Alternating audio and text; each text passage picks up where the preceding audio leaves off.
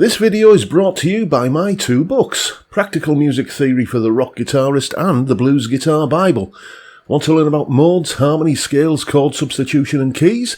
Or maybe you're interested in supercharging your blues guitar rhythm and lead chops. Whatever you're interested in, I guarantee you will be hitting the fast lane to progress with either of these works.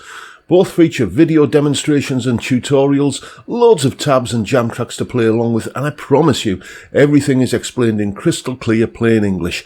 Check out the links in the description for more details. Hello chaps, welcome once again to John Robson Guitar Tuition.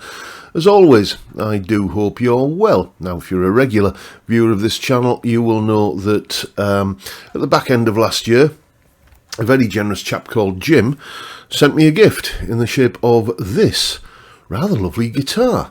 It's a Vintage V75 reissued series guitar, essentially a Telecaster copy.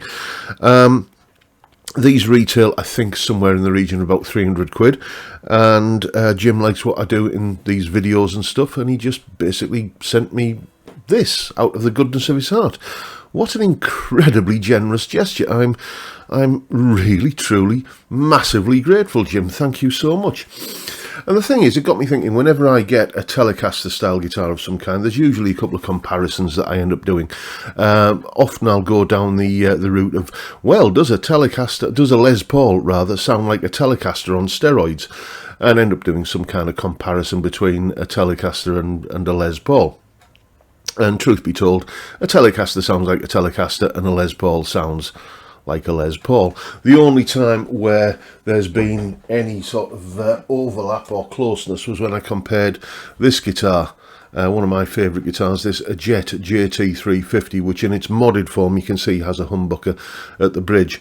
I think the video I did on this, I called it something like my Holy Grail guitar, because it'll do the throaty Gibson high gain stuff, but you back the volume off and it does still have that Telecaster clanky twang kind of thing going on. Very, very versatile guitar, and massively fun to play. So I don't think I'm going to be doing this guitar versus a Les Paul, because I think that one has already been settled, but I am going to be doing, and we're going to be doing it today, a comparison between the vintage 300 quid's worth of guitar and one of these. This is my actual Telecaster, a Fender Deluxe Nashville Telecaster, which, funnily enough, this was also a gift from a chap I know quite well in the States. He's called Joe, and once again just bought me this guitar out of the goodness of his heart. It's a beautiful, beautiful instrument, and once again, a gift that I will treasure always. And that's what we're going to be doing today. How does this £300 guitar, let's just get the glare of the light off it, how does this £300 or thereabouts guitar compare to something that these days I'm sure costs around about 800? For the purposes of this comparison, I'm not going to be using, let's just put this down, I'm not going to be using any of the sort of in-between stratty kind of settings on the switch here, and often with Nashville Telecasters you can't get the bridge and neck pickups on together because it's wired like a Strat. But on this guitar here we've got the little Gilmore mod, which means I can get the bridge and neck pickups on together, so it'll do the whole full gamut of both Strat and Telecaster sounds. In the next piece of music here, you're going to hear both guitars, all the pickup settings through a range of different gains, kind of crunchy, power chordy sort of stuff, clean lead, clean chords, and some higher gain stuff as well. Both guitars, all the pickup settings, the different gain levels and everything. And I want you to see if you can hear which guitar is which. And to make it just that little bit more interesting, maybe you're going to have a wager on this with your nearest and dearest if you're watching with them. It's a blind test, so you can see, you'll see on screen guitar A and guitar B, but it's up to you to figure out which is the Fender and which is the slightly more budget conscious vintage guitar. And as you know, when I do these blind tests, there's always a little montage of Dougal doing his thing. So let's have a listen, see what you can tell.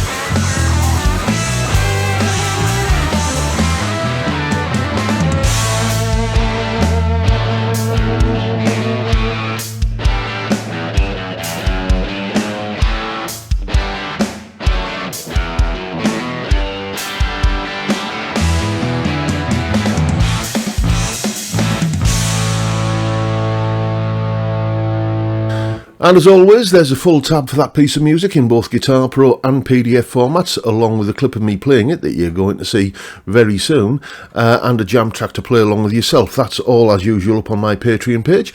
There's the address, link in the description. As I'm sure you know by now, $3 or about £3 a month gets you access to all of these additional goodies that go along with these YouTube videos. And of course, a massive thank you to everyone who supports me in that or any of the other ways, all of which are downstairs in the description.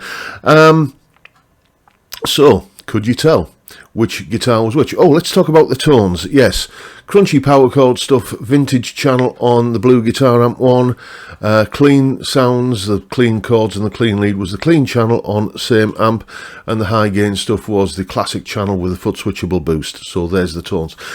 Could you tell any difference between guitar A and guitar B? Did you have a preference if you could tell which, the difference between the two guitars A and B? Do you think guitar A was the Fender and guitar B was the vintage? Or do you think it was the other way around? Guitar A was the vintage and guitar B was the Fender? Well, if you're having, as I say, a little wager on this with those in your household, now's the time to nail those bets down, because coming next is the big reveal. You'll see which guitar is which and how they compare to each other. Here it is.